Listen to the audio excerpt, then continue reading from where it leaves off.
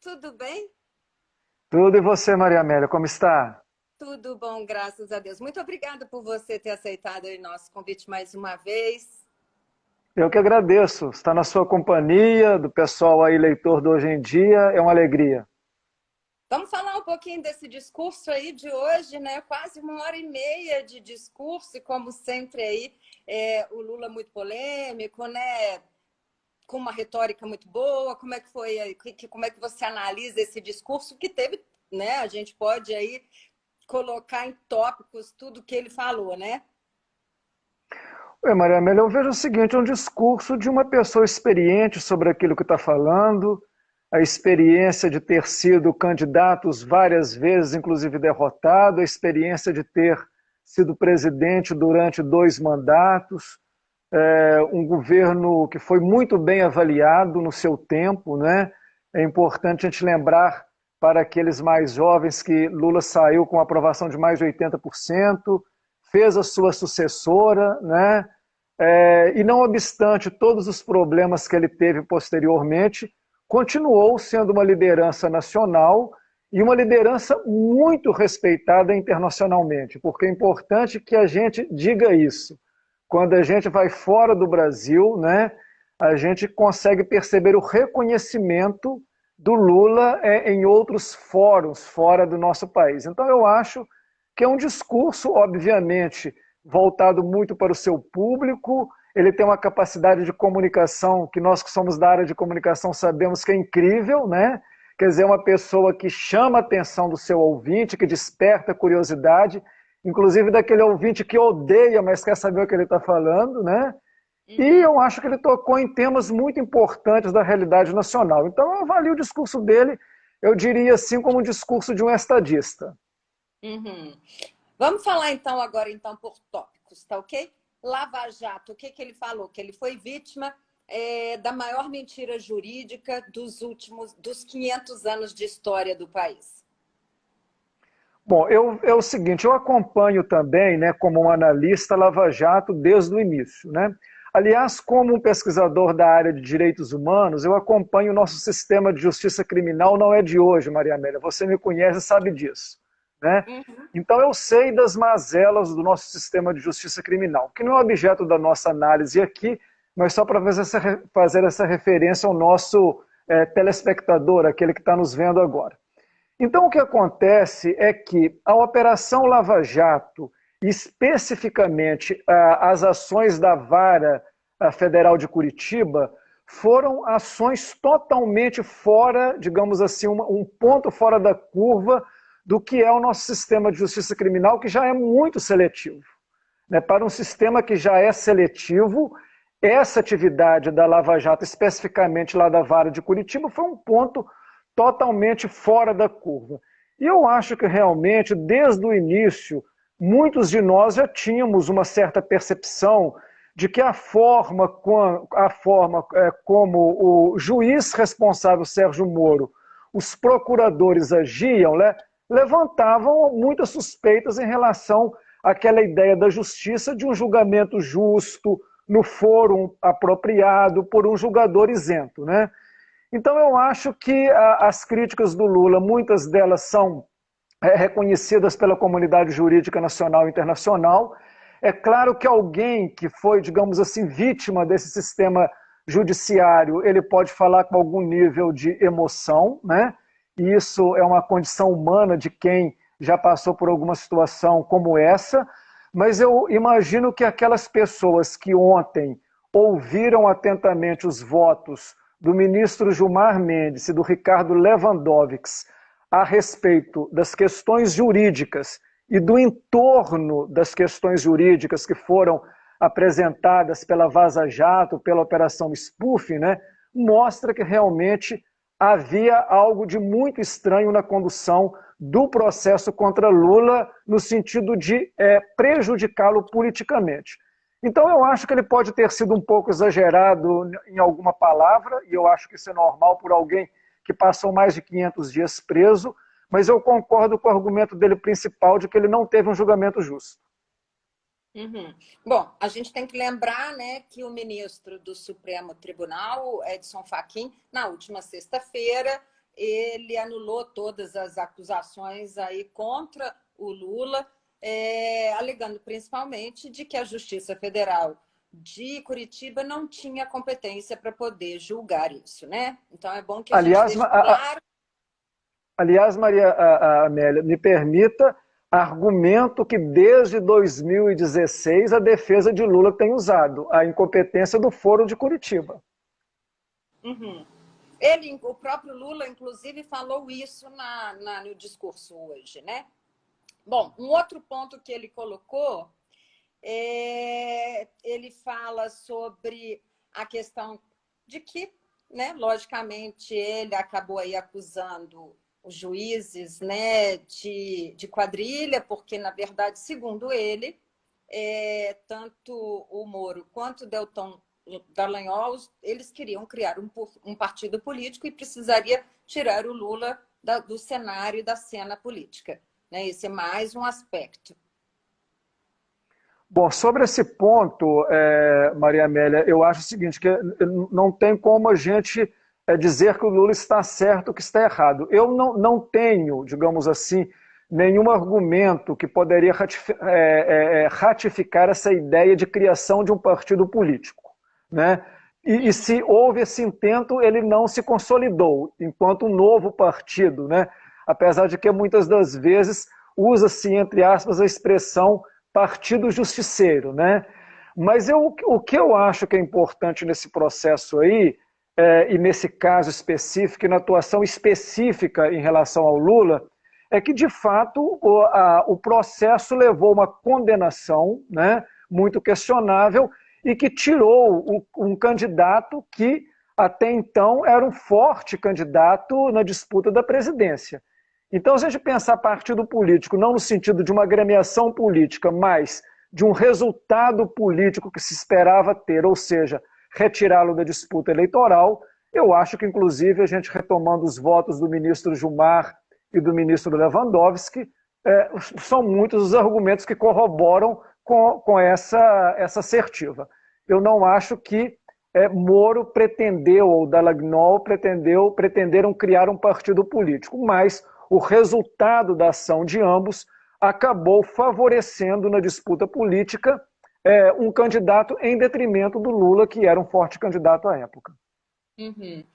O ex-presidente Lula, ele também fez críticas aí a esse momento em que todos nós vivemos, que é a questão da pandemia, né, e da própria condução do presidente Jair Bolsonaro, e ele coloca que o país, nas palavras dele, que o país está sem governo e que ele incentiva a vacinação, né? É mais um ponto que o Lula já coloca aí como crítica. Eu acho que o Lula ele quis demarcar muito bem, né, alguns pontos que deixam claro a sua diferença e a diferença dos governos do PT com a diferença do governo Bolsonaro. Em primeiro lugar, Maria Amélia, eu acho assim, muito injusto, né, muito injusta a comparação de comparar Lula e Bolsonaro como dois pontos extremos, né? Eu penso, por exemplo, que o Bolsonaro, ele cada vez mais representa um espectro político que a gente pode classificar como extrema-direita. Mas eu nunca, sendo honesto, posso considerar o Lula como um candidato da extrema-esquerda, ou seja, do extremo oposto. Não somente pelas suas ações como presidente, né, mas pelo fato de que o Lula ele prega e defende teses democráticas, de respeito às instituições.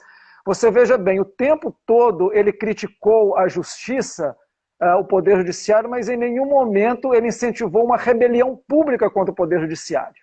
Se ele assim o fizesse, né, por exemplo, naquele momento que ele ficou em São Bernardo do Campo, né, antes de ser preso, todo mundo lembra daquela cena, né? Se ele fosse um radical de extrema esquerda, ele, por exemplo, poderia dizer: nós temos que acabar com tudo, com o Poder Judiciário, etc. e tal. Então, eu acho que, primeiro, uma certa injustiça nessa comparação. E o que eu acho que o Lula quis, no seu discurso, dirigindo-se aos empresários, dirigindo-se à sociedade como um todo, né? Dirigindo às corporações, né? Inclusive as corporações jurídicas e militares, é que ele, por palavras e por ações enquanto presidente, é um democrata. E, nesse sentido, ele aproveitou da oportunidade mais evidente, argumentativa, que é a questão do negacionismo, para justamente recomendar não somente a vacinação, mas recomendar tudo aquilo que a Organização Mundial de Saúde, a Organização Pan-Americana de Saúde, apregoam, que são as questões relacionadas às medidas para evitar a contaminação. Então eu acho que ele aproveitou, né, de uma forma muito clara do momento que nós vivemos para fazer essas demarcações no âmbito político. Uhum. Em compensação, a gente tem aí, segundo alguns órgãos da imprensa e segundo alguns analistas, por exemplo, pela primeira vez a gente vê aí o presidente Jair Bolsonaro e o primeiro escalão do governo usando máscara num evento hoje no Palácio do Planalto, exatamente num evento para poder sancionar a lei que acelera a compra de vacinas. E o próprio presidente Jair Bolsonaro, ele tuitou que a arma, né, ele bota entre aspas, a nossa arma é a vacina, fecha aspas. Já é aí uma resposta, você acredita?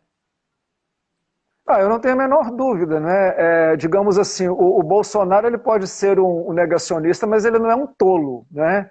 Ele sabe que o retorno do Lula ao tabuleiro político o coloca numa situação de que determinadas teses que ele defendia com muita liberdade porque não tinha um antagonista, elas serão claramente rebatidas, né? Então não tenho a menor dúvida que ele, porque percebeu isso, não somente nas repercussões da mídia, do discurso de Lula, mas inclusive no próprio ambiente político, que essa mudança de tabuleiro fará com que ele se reposicione. Até porque, Maria Amélia, se você pegar, por exemplo, o tweet lá do Rodrigo Maia e de outros, fica claro que aqueles grupos mais do centro, eu não direi nem do central, mas do espectro político de centro, um centro democrático, vê na condição de Lula elegível uma confiança muito maior do que a aposta no outro extremo, né? no extremo que é o Jair Bolsonaro, tendo em vista tudo o que aconteceu. Então, por exemplo, o tweet do Rodrigo Maia, para mim, ele sinaliza o movimento do centro mais democrático. Tipo assim, é preferível a gente confiar em alguém que já tem uma experiência, já demonstrou, né? Que é uma pessoa que sabe lidar com as coisas da sociedade, né? Do que a gente continuar apostando no outro que tem feito isso ou aquilo dali. Então, eu não tenho a menor dúvida que, sobre o ponto de vista, digamos assim, midiático e publicitário, essa aparição do Bolsonaro ela é emblemática para mostrar que já há uma movimentação desse espectro bolsonarista em relação a tudo que aconteceu nas últimas 24, 48 horas. Uhum. Deixa eu só colocar, então, para quem está nos acompanhando, né, o que o ex-presidente da Câmara, o deputado Rodrigo Maia, ele tuitou o seguinte, que o Lula tem a visão de país, que o Bolsonaro só enxerga o próprio umbigo, um defende a vacina, a ciência e o SUS, e o outro defende a cloroquina e um tal spray israelense. Então, essas são as palavras do ex-presidente da Câmara, Rodrigo Maia. Bom, diante de tudo isso, você analisa que o Lula está de volta ao jogo político? Bom, eu acho o seguinte, ele nunca esteve fora, né? Vamos ser francos, né, Maria Amélia? Ele sempre esteve presente. De uma maneira, você veja que durante todo o tempo que ele esteve preso, né, tirando aquele período inicial que havia espécie, digamos assim, uma negativa da imprensa de publicar entrevistas com ele, coisa assim, tirando esse momento, no segundo momento ele começou a cada vez ter mais visibilidade.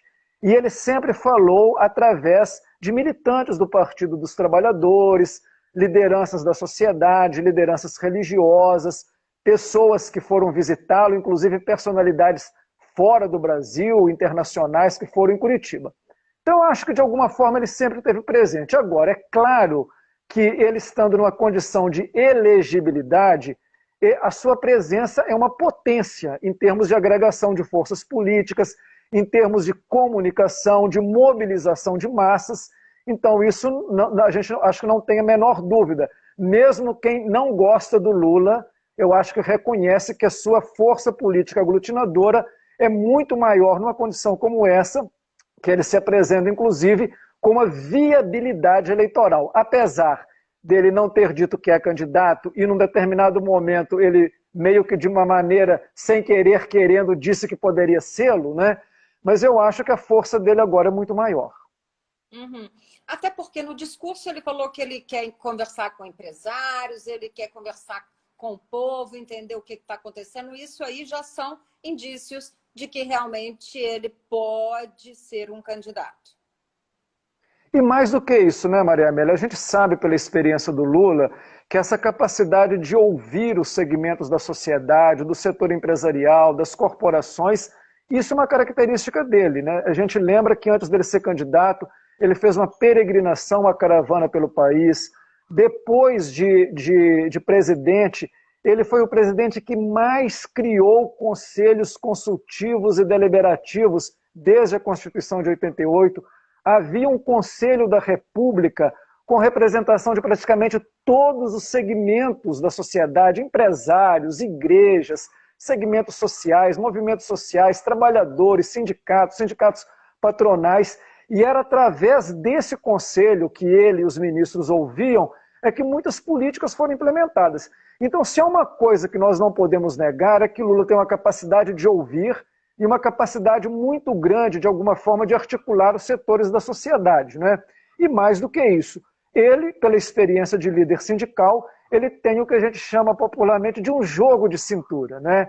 Ele sabe como deve, às vezes, ouvir, né? Aceitar, postergar uma decisão. E, de novo, né? Por exemplo, quando ele se dirige ao mercado financeiro, ele pergunta, vocês têm medo de mim por quê? Vocês já conhecem o meu governo, né? Então, quer dizer, ele chama a responsabilidade por atores que, inclusive, participaram efetivamente do governo. Deu uma travadinha aí, Robson. Você está me ouvindo? Estou ouvindo perfeitamente, para mim está tranquilo. Então, vamos ver assim, o que seria um cenário, mas a gente sabe, tem 1 ano e 9 meses, mais ou menos, para a próxima eleição de 2022, mas a gente já tem alguns possíveis candidatos, né? Que seriam o Bolsonaro, que está sem partido nesse momento, o Moro, que ainda tem aí, que pode entrar pelo Podemos, né? A gente tem o Dória, aí pelo PSDB, né? E possivelmente o Lula, que poderia ter, que dizem alguns analistas aí, que ele poderia ter, inclusive, um vice-presidente do Centrão. Seria mais ou menos isso? Olha, Maria Amélia, o jogo eleitoral de 2022 ele se precipitou demais, né, nesses últimos tempos. Você veja bem que o Bolsonaro ele já tomou posse, né, contando com o segundo mandato. Né, quer dizer, desde o início essa questão, né, e tendo em vista uma série de questões conjunturais que acontecem no Brasil, né, a questão de 2022 ela se tornou crucial. Inclusive o próprio Bolsonaro, com as suas posturas muito radicais, precipitou essa discussão. Eu acho que é muito prematura qualquer projeção para lá, né, para uma eleição que é daqui a quase 2 anos, 1 ano e, sei lá, 8 meses. Agora, eu acho o seguinte, que pelo menos dois candidatos fortes, eles estão mais ou menos claros. Um é Bolsonaro, que apresenta-se que vai candidatar à reeleição de qualquer jeito. Né? Ele o tempo todo diz isso. Outro tem a ver com o campo de esquerda e com Lula na condição de elegível, ele, não tem dúvida nenhuma, que ele é o maior centro aglutinador da esquerda. Agora, esse meio de campo aí, né, entre o que é Bolsonaro, né, e até o que vem aqui do outro lado, que é Lula, eu acho que muita coisa pode acontecer. Tem muitos pré-candidatos, vamos dizer assim, que têm capital político não desprezível. O Moro ainda tem uma base eleitoral importante, principalmente na classe média e junto a setores da mídia. Eu acho que nós temos pessoas como Luciano Huck, que pelo fato de ser um grande comunicador, em qualquer situação ele tem um potencial de votos muito grande. O João Dória, por ser o governador do maior estado e por ele ter tido muito protagonismo em relação à questão da Covid, eu acho que ele se tornou uma figura nacional. Mas tem outros nomes também que apareceram, como, por exemplo, Flávio Dino, no campo mais da esquerda, que é uma pessoa hoje muito reconhecida, né? Mesmo no campo ainda mais, digamos assim, da centro-esquerda, você tem figuras como Ciro Gomes, que, né, o PDT tem insistido que ele será candidato pelo partido. Nós temos novas lideranças com potencial de voto muito interessante, como Boulos, né? Boulos em São Paulo ter ido para o segundo turno foi uma grande surpresa.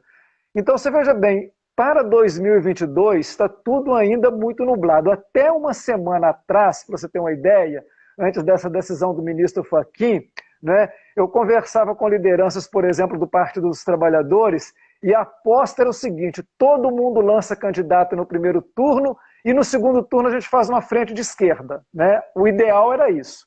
Provavelmente essa estratégia já mudou um pouquinho com essa nova conjuntura. Então, eleição tem muito a ver com conjuntura, e eu acho que ainda tem alguma água para passar debaixo dessa ponte até 2022. Ainda tem 1 ano e 8 meses, 9 meses daqui até lá, né? Na verdade, assim, Isso. o que a gente ainda fala, como você diz, ainda é uma especulação, até porque tem muita água para rolar ainda, né?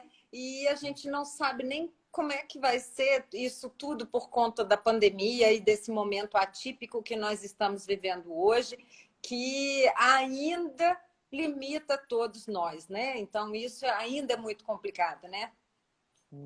É isso mesmo, e tem esse fator que você lembrou muito bem, Maria Amélia. A gente já viu que, por exemplo, nas eleições do ano passado, de 2020, é claro que eram eleições municipais, então eleição municipal, a questão da visibilidade, da disputa e da articulação das forças políticas é um pouco diferente das chamadas eleições gerais, mas você vê, por exemplo, que como nas eleições do ano passado, o fator pandemia ele já foi importante. Por exemplo, nós que somos aqui de Belo Horizonte, nós sabemos como que isso pesou na eleição de Calil no primeiro turno, né? E como que Calil mantém, digamos assim, taxas de aprovação bastante favoráveis, inclusive se colocando como um candidato forte para a disputa ao governo, tendo em vista a sua postura em relação à pandemia. Então, por exemplo, esse é digamos assim, um elemento desse tabuleiro, né, das eleições 2022, que também certamente será importante na definição de quadros, estratégias daqui para frente. Na verdade, a gente tem que esperar, né, para ver. Agora, que uma peça, que o ministro Fachin colocou uma peça importante nesse cenário, a gente não pode negar, né? Agora, tipo assim, vamos com calma, né, também. Vou brincar aqui com o nosso ouvinte aqui do Hoje em Dia, porque tem um ditado popular que a gente não pode repeti-lo aqui, ipsis literis, porque pode ofender alguém mais delicado, de que cabeça de juiz e de que bunda de bebê, etc, etc. Né? Quer dizer, a gente não sabe muito bem como é que essa questão vai terminar no Supremo. Ainda tem uma questão da segunda turma, né? E tem uma questão ainda do plenário do Supremo. Quer dizer, também no campo do Supremo Tribunal Federal, não dá para não dá para a gente ter favas contadas em relação ao resultado. Da mesma forma que essa reversão do ministro Fachin surpreendeu até o mundo jurídico, né? Nós que acompanhamos um pouco o sistema de justiça, nós não podemos ser ingênuos de pensar que pode ter também uma reviravolta nesse mesmo encaminhamento. A gente veja bem, né, para o nosso ouvinte ter clareza. Até agora, na segunda turma, nós temos 2 ministros que já votaram favoravelmente ao Moro, a ministra Carmen Lúcia e o próprio ministro Fachin, que podem mudar o seu voto até a finalização do julgamento. E nós temos o ministro Cássio Nunes Marques, né, que é o ministro da ala garantista, né? Eu, inclusive, posso falar um pouquinho do Cássio Nunes Marques, porque ele foi colega meu de pós-doutorado, então eu conheço um pouquinho dele de convivência, né? Ele é da linha chamada garantista, mas o voto dele ainda não foi revelado. Então, a gente, por exemplo, não pode contar 100%. Né? Nesse momento, Lula está elegível, mas não significa que daqui a 1 ano e 8 meses será o mesmo cenário. Isso também é uma questão que nos faz, como analistas, né, ter um pouco de cautela em previsão do futuro. Né? Uhum. Na verdade, a gente ainda precisa saber a decisão, né, como você colocou, dessas 2 outras votações aí, para a gente poder, né, delimitar aí um cenário mais real para 2022, né? Isso, sem dúvida nenhuma. Agora, é claro que, independentemente disso, enquanto Lula permanecer nessa condição que ele está agora e a capacidade comunicativa que ele tem, ele, nesse momento, continuará exercendo uma forte liderança política e de aglutinação. E, certamente, isso significa, neste momento, uma movimentação do tabuleiro político e eleitoral, não há dúvida nenhuma.